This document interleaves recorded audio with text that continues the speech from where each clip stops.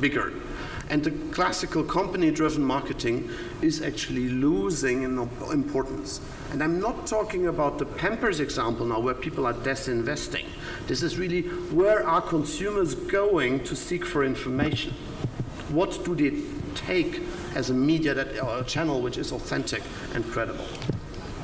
So it's a reality.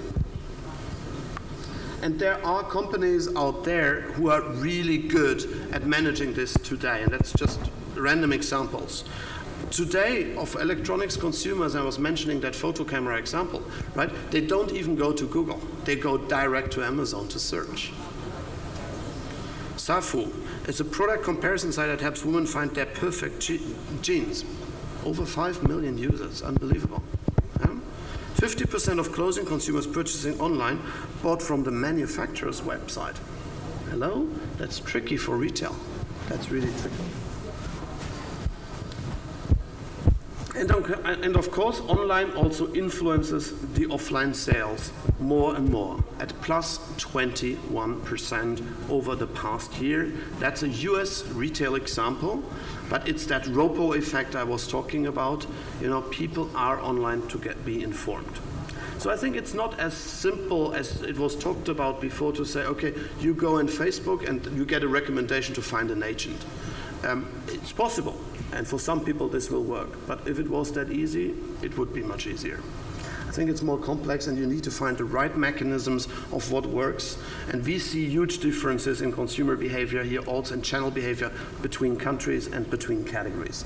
It really depends where you are in and how you can drive this conversion.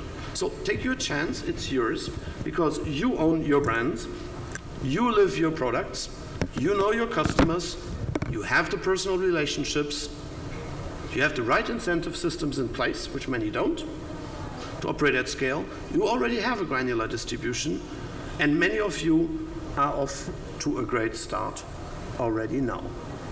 However, there are some other people who are at the forefront now, but you can be there as well. And I will go through those 6 hypotheses, you know, which I think could help you imagine a little bit what your businesses could be like in 5 or 10 years from now. How do you surprise your customers to really own them? How do you, and someone talked about that in the previous speech, co-create today? Crowdsource, to really innovate, you know, to co-develop with the people you're meeting every day. How do you build a real data hub? You have more data than anyone else. Do you use it in a way that a mail order company does today? Use social media, you're already social, to amplify where you are at scale. Use it to become bigger, not to just lock in a contact, but become bigger, add new people in the community. Be very early active to mitigate risks if you're playing on social, and profit from your logistical advantages you have today. The brands I show behind are examples from other industry, just as an inspiration. I love Nespresso. I love Nespresso. To me, it's the iTunes of the consumer goods industry. It's the only true subscription model. You buy this bloody machine, you're subscribing, you're giving your name, you're super loyal. They're truly multi-channel. Whether you're buying in the store, ordering online, or calling the call center. I was telling the story to some of you. I own 2 machines. I have one in a holiday home and I have one at home. They know exactly when I'm in my holiday home and that I have different coffee there than somewhere else. They know exactly when to clean which machine, and they send me a reminder. You know, so same customer, you know, different occasions. Having that in a CRM system is pretty amazing. 6 million members in the club, mobile applications. There's a lot of online activity going on. They are at the forefront of everything which is customer clubs. And it works. They started off as a mail order company, were not very profitable. Today they're the strongest growing business unit of Nestlé in terms of sales, but also in terms of profitability, which is not very unimportant. And quite frankly, they are very close to the living room. They're in the kitchen. What if they start doing similar things tomorrow on other products, which are loyalty products? Some people entering now and buying in the soda machines. There's new initiatives coming, etc., etc. Nespresso has now developed a milk product for developing countries. So you can develop clean. You have similar machines for clean, proper milk for the babies. That you can produce as hot milk. What does this mean? What does this mean for you? If this customer club, becomes a real let's call it Nest Milk Club, whatever it will be named, What do you do with those guys? Is that a model you should look at? What they do as well very nicely is they combine the whole direct selling model, let me call it that way. It's a direct selling model via online and telephone. Just because they have no agents, they're still direct sellers for me. They combine us with brand experience in a very nice way. They have their high street stores, not that many, but they open them everywhere. There's a new one in Paris now, which is fabulous. I can only go and visit it. And of course, what they did from a branding perspective is they hired George Clooney globally. Needless to tell, who likes that? Talking about co-creation and crowdsourcing, Swarovski, known more as a very chic brand, upmarket, etc., bringing Austrian luxury to the world. Before launching their clock collection, they actually asked consumers to work on the design of the new clocks with them. And they got millions and millions of responses and alternatives. Of course, in the end, the marketing still decided what they wanted to launch, but they had a very good perspective on what could work and what couldn't. Another example for that is Lego, for instance. I mean, there's many examples here, but this co-creation and crowdsourcing is something I think you should be much more active in. When I'm talking about, think about color cosmetics, how you modularize things here, how stuff fits together for those from Tupperware, what's unmet needs today, what would be the model you'd like to have. Maybe you're doing some of that already. But I think that's something you can leverage through your sales rep and through your end consumers. Turn your parties into creative sessions. Your management is paying enormous amounts for focus group discussions. You have them every day.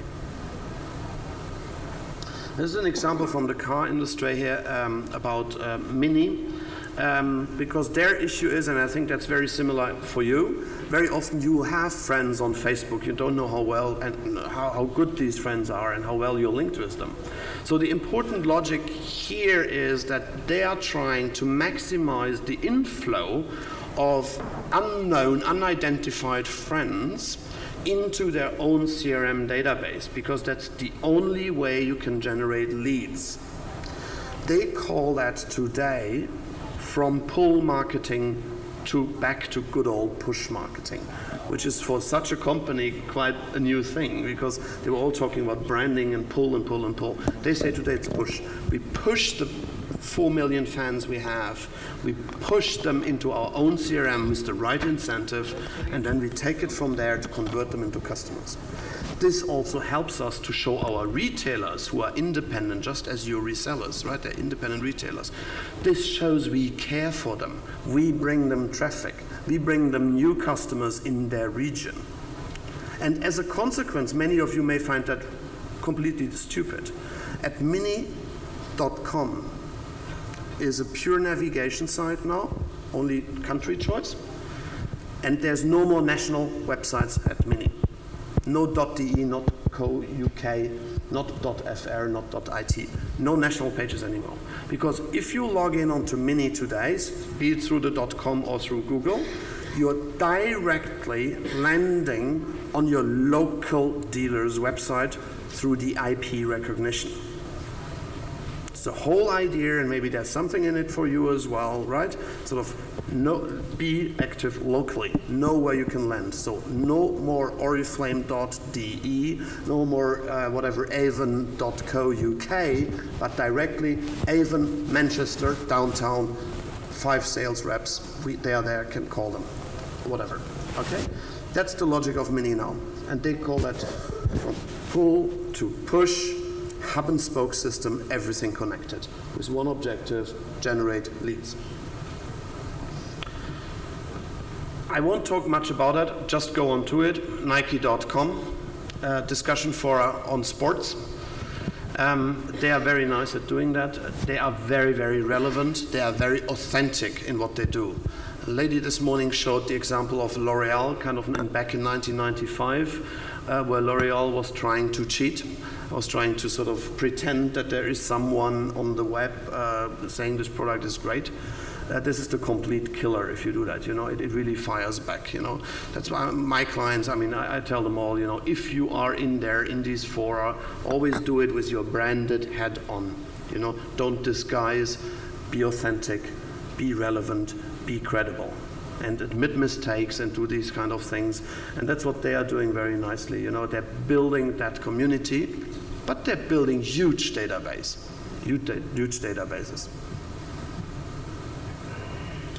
I don't know whether you know that Burberry is not the biggest luxury brand in the world, but it is the biggest brand in luxury on Facebook, ahead of Prada, Hermes, Louis Vuitton, Gucci.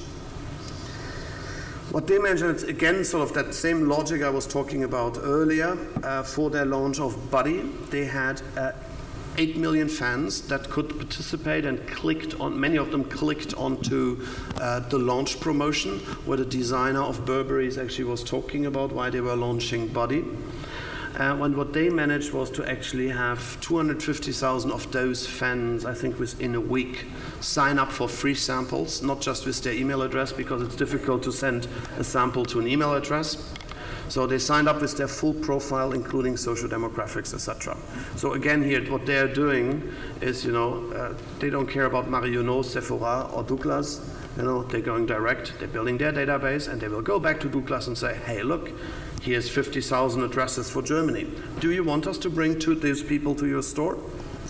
That's why they do it. And the other reason why they do it is because it's cheap. It's cheap. It's smart, it's social engagement, it's the only chance they have to win against the incumbents. They have much less stores, they have much less money for advertising, you know, they have much less funding than others. So it pays out, that's the stock price.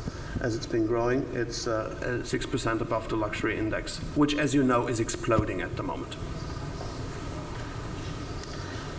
I'll be very quick on that one. For those from the US, they will know, if you enter Comcast and Sofa on YouTube, you'll get added to the 1.5 million views showing this technician who actually slept on the sofa before installing a line. Comcast used that as an opportunity to build up a social media response center. They were very much in the negative press. Today, they've turned that around into a really positive asset. They build up this social media center. They use it for customer management, customer complaints management. They do a lot of PR there as well. There should be a second line. Yeah, there it is. They're monitoring 1,000 tweets per day. They are interacting with their consumers. All of you will have a PR department. This PR department is interacting in a normal country with between 20 and 75 journalists, I would say, at top level. Who is interacting with the millions of consumers and the consumer complaint center, et cetera, in an active way on all these channels we talked about before, right? If they're calling you, it's fine. But if they're at, again, brownandcurly.com, who takes care of that? You know, and they're talking about you, and they're talking about your competition. You can only learn, you can only get richer. However, we had that, the lady from Turkcell said that this morning, and I fully agree with that. The first thing you need to do is listen, learn, try to understand. Don't have an intern who is internet affine, 23-year-old, manage your social media. That's unprofessional, and that's very risky. That's very, very risky. So you need to have social media guidelines, and you need to have a vision where you're going. Otherwise, it may fire back. So that's just an advice that we've seen in many client situations. Last, my favorite retail company, I know, it's Amazon. I think it's